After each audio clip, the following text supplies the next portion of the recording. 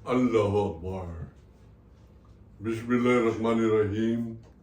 Alhamdulillah Rabbil Alamin. Isang mapagpalayang araw po sa inyong lahat mga kaibigan. Ito po ang kawal ng demokrasya. Bumabati po sa inyo saan man kayo naroroon sapagkat napakahalaga ng ating pong magiging mensahe sa gabing ito. Una sa lahat, ating pong sinususugan ang balita ng paninindigan ng Pilipinas hinggil po sa usapin ng West Philippine Sea. Noong isang araw, 2 araw na po nakakaraan, abay lumuso po ang mga Chinese Navy ng People's Liberation Army ng Communist China diyan po sa Palawan at kanilang binomba ng tubig. Napakalakas na bomba po yan. Tumalsik yung isang boat, yung isang pamboat, at tumalsik din yung kanyang mga laman ng mga fishermen o mga isdang Pilipino dyan mismo sa loob ng karagatan ng Pilipinas.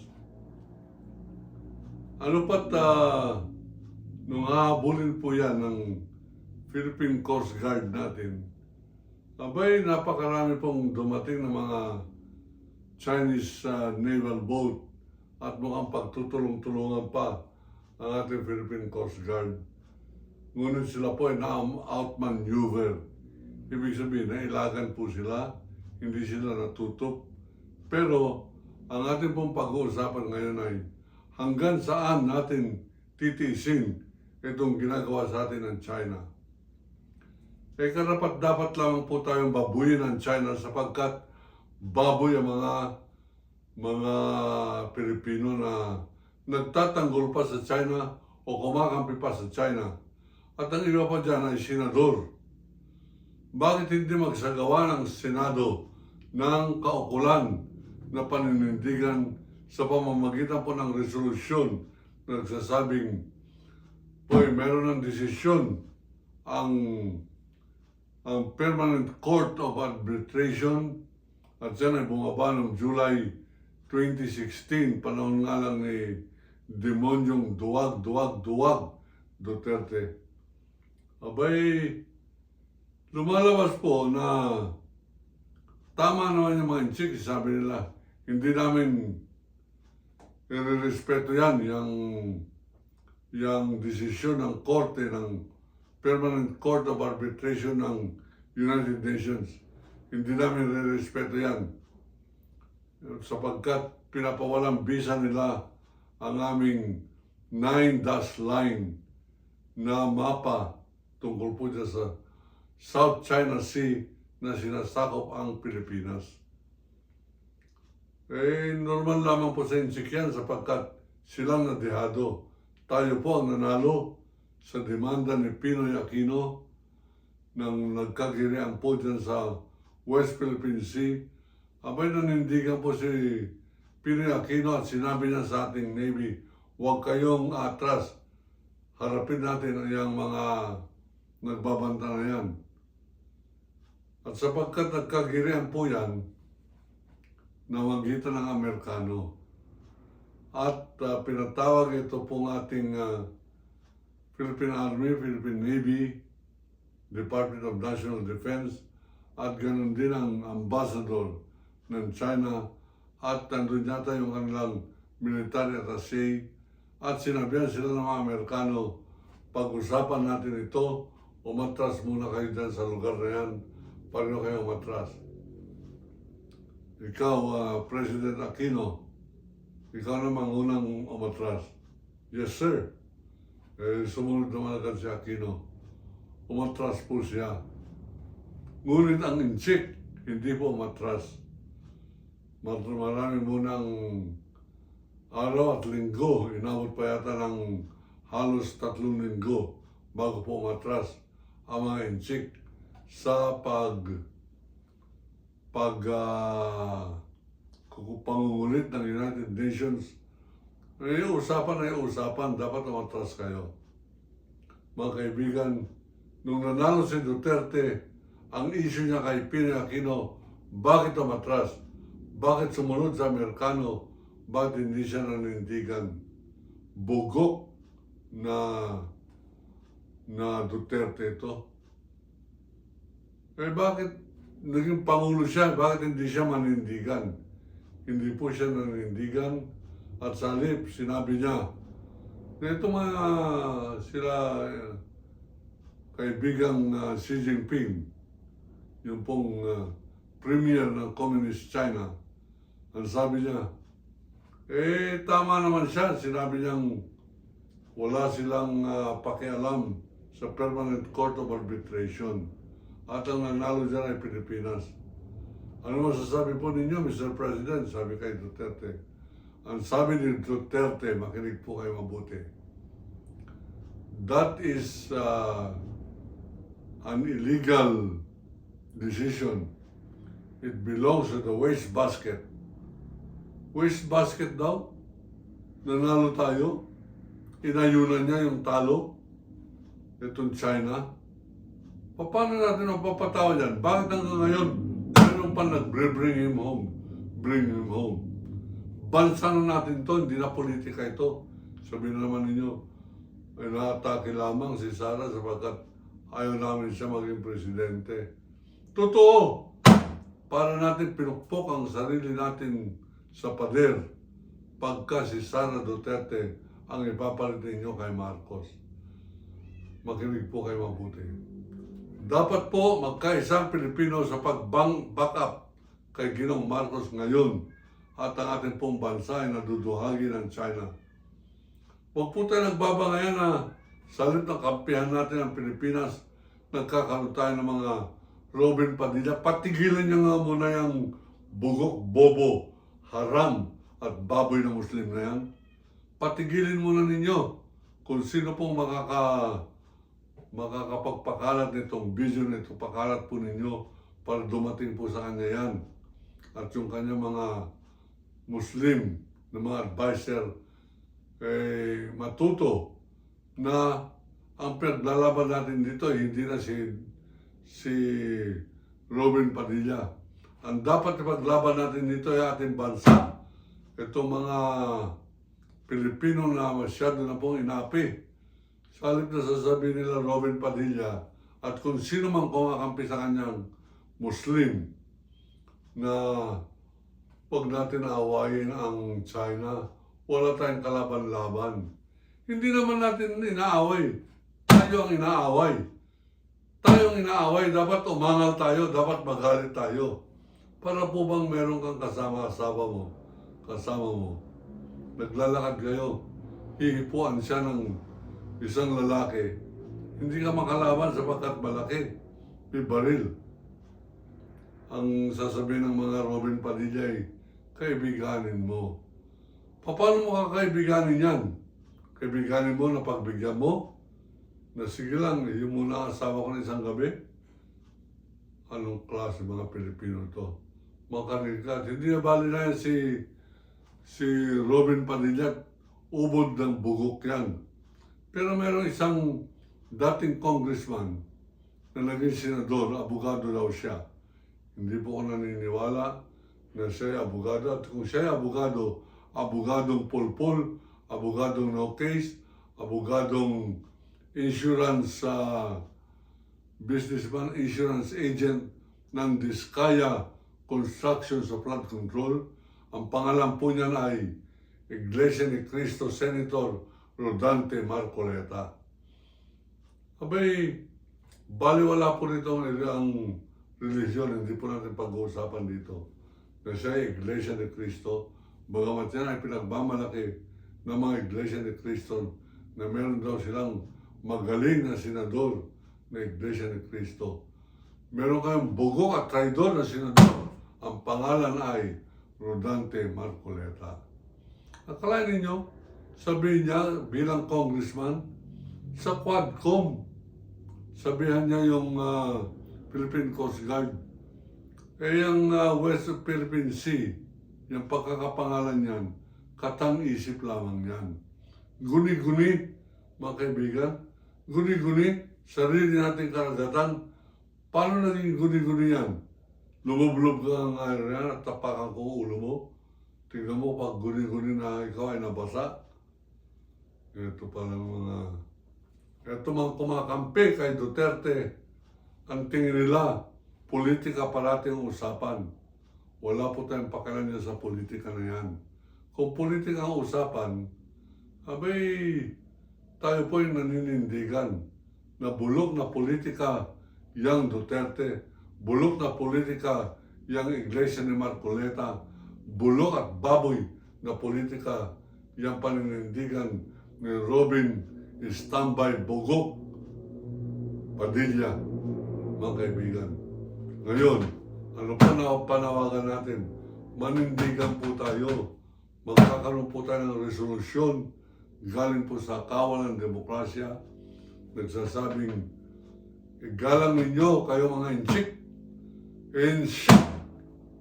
Igalang ninyo yung Permanent Court of Arbitration. Pag hindi ninyo kaya, igalang yan. Igalang ninyo ang aming mga kababayan na naninindigan na ang Pilipinas ay para sa mga Pilipino at dapat respetuhin ninyo yan. Wala po tayong ibang gagawin tayong mga Pilipino kundi ipagtanggol natin ang ating sarili. Sukdulan, isang tabi muna natin yung politika, magkaisa muna tayo, manindigan tayo, bigyan natin ng lakas ang ating gobyerno. Sa aking pong tingin, Malacanang na lamang at military ang hindi pa nahawakan ng China. Lahat, senador, congressman, mayors, Supreme Court, hawak na lahat ng Chinese yan. Sapagkat, sabi nga ni Chavez Singson, pera-pera parati ang lakad ng Pilipino. Ang paninindigan ng Pilipino, pera-pera lang. Walang makukonvict na mayaman na kontraktor ng flood control sapagkat may pera yan. Tayo po hindi naniniwala riyan. Naniniwala pa rin tayo na meron pa rin tayo mga Pilipinong marunong manindigan. Hindi po tayo gumigive up. Meron pa rin tayo mga Boying Remulla, meron tayong General Torre, meron tayong Trillanes, meron pa rin tayong Laila de Lima, meron pa rin tayong Hontiveros, meron tayong mga Heidi Mendoza, Luke Espiritu, Cardinal Pablo David, Archbishop Soc Rodrigo, Running Priest Robert Reyes. Abay, marami pa pong mga Pilipino. Sa aking paglilista kanina, umawit pa mga 20 na Pilipino na karapat-dapat po nating tingalain o ipagtanggol at maging kakampi. Kasama na rin si Maria Ressa, yung pong Filipino Nobel Peace Prize winner. Si Maria Ressa, isa pong journalist yan. Siya pong may-ari ng Rappler na tinugis-tugis nila Duterte, ginawan ng maraming kaso at pinapakonvict pa sa hawak nila mga kurap na mga hudikatura. Yan ang namumulitika, yan ang kriminal. At tulad po ng aming pag-uusap ng aking mga grupo, pag tinitignan namin ang pagkatao ng isang leader, sabi ko, bata pa masyado itong si Vico Soto. Pero dapat ganyan ang maging Pangulo. Dapat yung may political will. Dahil nandyan si Trillanes, nandyan si General Torre. Pero pag magbubutuhan next month, ito pong 2026 halimbawa, wala pong mga pag-asa yan. Sapagkat pera ng China ang kikilos, pera ng China magdidikta sa COMELEC, pera ng China ang magdidikta sa maraming opisyalis ng bansa natin. Pera ng China ang tatalo sa mga Pilipino sapagkat hindi lamang mga kontraktor ng flood control ang korap, kundi marami pang mga opisyalis at mga botanteng Pilipino ay kasing korap nitong sila Engineer Alcantara, Engineer Bryce Hernandez, Marami pa po mga pareho nila, Jingo Estrada, Escudero, Villanueva, at iba pa ng luloko ng ating po mga kababayan sa ngalan ng relihiyon. Lahat po yan, hindi po nakakapanghina sa ating paninindigan bilang kawal ng demokrasya. Nagiging inspirasyon ko sila upang sa ganun, lalo tayo magpalakas, lalo tayo magtulungan, lalo din yung pakalatin ito pong ating palatuntunan kawal ng demokrasya. Magkampanya po kayo na dumami pa ang subscribers para sa ganun. Pag nagpasa kami ng resolusyon, sasabihin ng mga katanggap, abay, credible yan.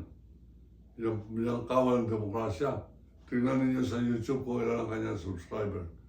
120,000 and counting. Doon po tayo sa counting. Ang ibig sabihin yan padami pa ng padami. Magtulong-tulong po tayo. Hindi ko po kaya mag-TikTok o magpaglokohan para sa ganun dumami ang subscriber. Hindi ko pwedeng utuin kung sino man dapat utuin para wag silang mag-unsubscribe. Tayo po ay naninindigan para po sa ating paniniwala na dapat tangkilikin natin ang katotohanan at mahalin natin ang ating bansang Pilipinas. Ngayon, mga kaibigan, ay nakasentro ang usapin dyan po sa West Philippine Sea. Huwag po natin papahinain ang ating paninindigan. Huwag kayong kakampi sa mga Marcoleta. Huwag kayong kakampi sa mga Robin Hood Padilla. Robin Hoodlum yan. Huwag natin kukonsintin na pag sinasabi niyan, kaibiganin na lamang natin China. Pag nagbungkal sila ng oil, magbungkal din tayo. Ugok! Ugok! Naturingan ka Muslim, bakit ka ugok? Bakit ka haram? Yan, paratingin ninyo yan sa kanya. Sagutin niya. At kung kailangan niya makipagdebate sa akin, kasama ang kanyang mga imam, nakahanda po tayong tanggapin ang debate na yan, saan man gawin. Gusto niyo sa Marawi, sa Muslim country, sige, dyan tayo magdebate. Gusto niyo sa Quiapo, yung Muslim Community Center, sige. Gusto niyo sa Taguig, kung saan niyo gusto. Diyan po sa usapin ang paninindigan para po sa ating bansa. Lalabanan maninindigan po tayo. Lalabanan po natin lahat ng purveyors ng fake news at lahat na nagtatanggol kay Robin Padilla sa kanyang kamalian. Ipakalatin po ninyo ito upang sa ganun malaman nila na meron pa rin Pilipino na ninindigan. Marami pa rin tayo mga Pilipinong mga parang General Nicolas Torre III. Meron pa tayong mga naging senador, Senator Sonny Trillanes IV. Abay, matibay po tayo. Meron pa tayong upcoming leader, Vico Soto. May nagsabi sa akin, yung si Mayor Isko Moreno, ako bulok yan. Bakit mo nasabi? Nung nangangailangan ng paninindigan sa napakaraming tinutumba sa Maynila, kumakampi pa kay Duterte, sabi niya, siya lamang ang may political will. Paano naging political will ang kriminal? Paano naging political will at kontra droga yung walang patumanggam pagpapatay ng mga inosente? Paano naging matapang ang mga Bato de la Rosa? Dinala niya sa laki ng katawan at kintab ng ulo. Ngayon, nagtatago ka. Ngayon, at kinahanap ka ng taong bayan. Ngayon, at pati ako, hahanting kita o dito ang posas mo, pupusasan kita. Bato de la Rosa, siga-siga ka. Ngayon ka magsiga-siga. Walang ICC. O siga ka pa rin. Nandiyan ka ngayon sa Davao. Sa 300 ninyong Davao Death Squad. Abay, hinamon ko si Mayor ninyo sa Luneta, November 10, 2024, wala man lang na isang maisog, naging masupot, mga maduwag. Talawan ang tawag po sa Bisaya yan. Yan duwag, Talawan. Duterte, Talawan Gang, yan. Yan po mga nagsisiga-siga na yan. Ngayon, ultimo si Bongo, may nagtip lang sa kanya na kasama siya doon sa mga nabigyan ng warrant of arrest. Meron po tayong contact dyan sa Netherlands at nagkonfirma sa atin na meron na pong warrant of arrest, ultimong 4 na general. Kasama yata riyan si General Albayalde at yung killer na pulis ng Bulacan Provincial Commander nung araw, pangalan niya nung araw ay Colonel Coryamat. Abay, meron din pong warrant of arrest yan. General Coryamat na yata yan. At ang huntingin natin, mga kaibigan, yung marami pang pinatay na Colonel, ang pangalan, Colonel Lito Patay. Abay, huntingin lamang po natin yan. Huwag na po ninyong papatayin muna. Bayanin ninyong Crisco ang pupugot dyan sa ulo niyan. Ang daming pinapatay niyan ng mga civilian dyan sa may Quezon City, Payatas, dyan sa Holy Spirit, Barangay Batasan. Abay, naging killing field po yan ni Colonel Lito Patay. At sino pa yung Iglesia ni Cristo Colonel? Colonel Leonardo ba yan? Yung nasa Napolcom. Lahat po yan, ililista natin.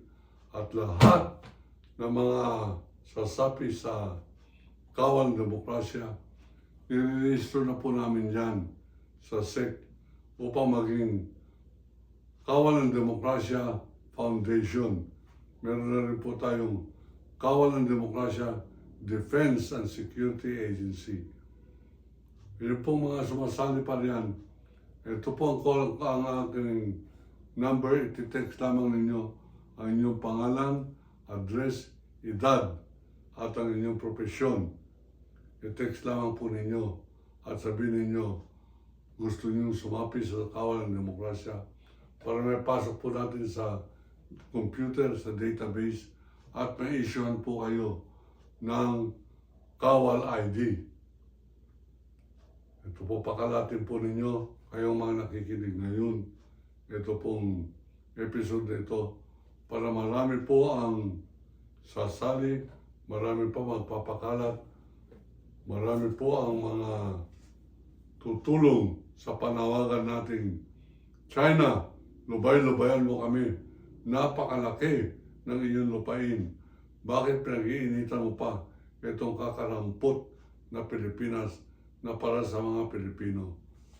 Bueno mga kaibigan, tayo po ay hindi po natatakot, hindi tayo atras.